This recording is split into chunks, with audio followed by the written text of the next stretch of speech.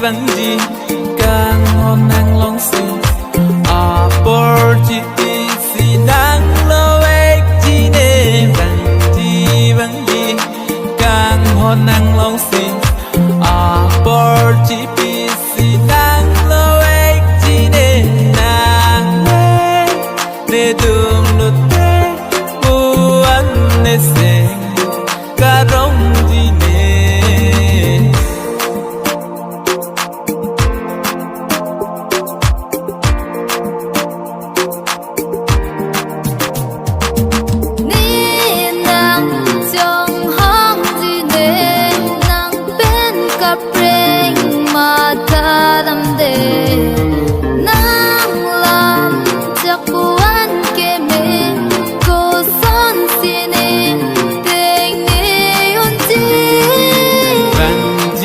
vắng gì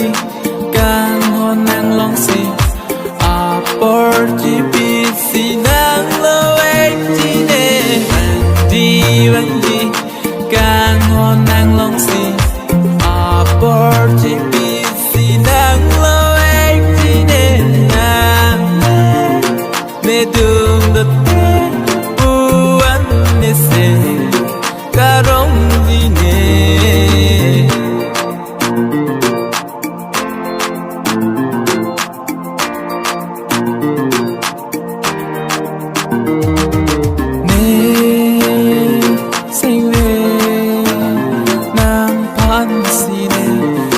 que toda sin tu son ni nang raje pe prai ne sing ve